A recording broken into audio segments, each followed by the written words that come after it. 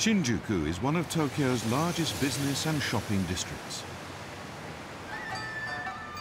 In a back street behind the skyscrapers, you'll find this site from another age. It's a traditional theatre dedicated to yose, a kind of Japanese vaudeville or variety show. As well as the rows of regular seats facing the stage, there are raised areas along each side where the audience sits on tatami mats.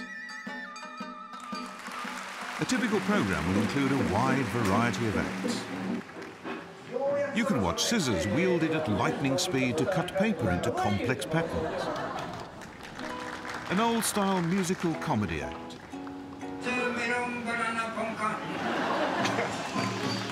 Or a pair of astonishingly dexterous jugglers.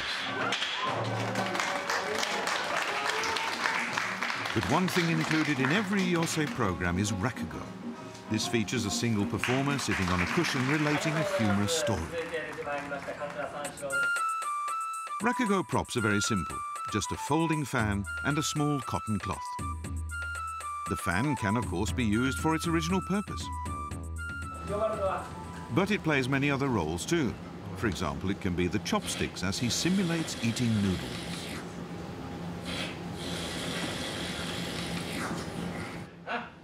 The cloth can also represent a multitude of objects.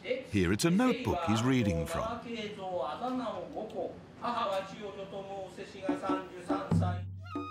Rakugo was invented in the 17th century. Hugely popular among the common people, it rapidly developed an extensive repertoire. Many stories from those days are still told today, especially the classic tales making fun of people behaving foolishly. Here he's describing a not-so-bright working man's arranged marriage to a woman full of pretentious airs because she worked for a noble family. He plays both parts as they meet for the first time.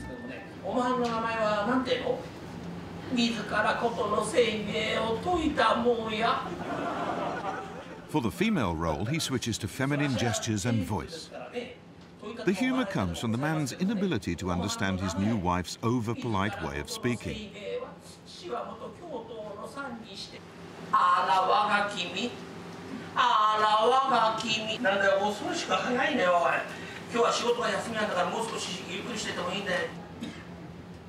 Rakugo tales are mostly conversations, and the skill is to switch smoothly between characters.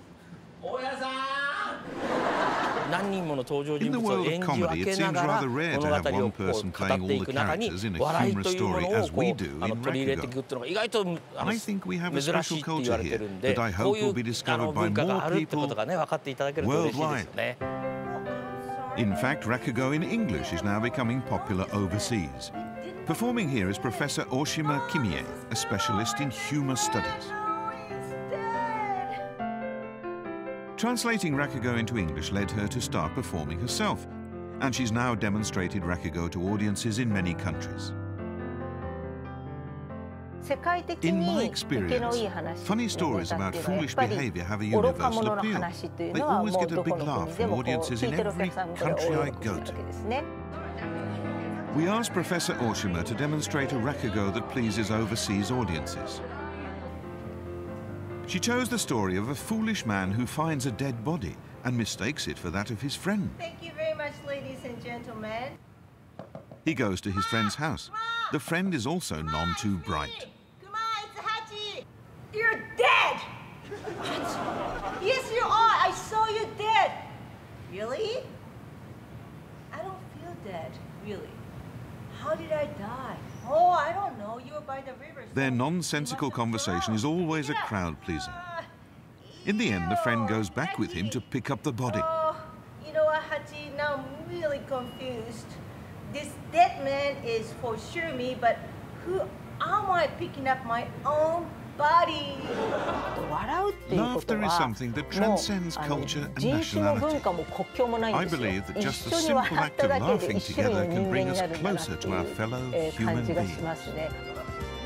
Rakugo, connecting the world through the universal power of laughter.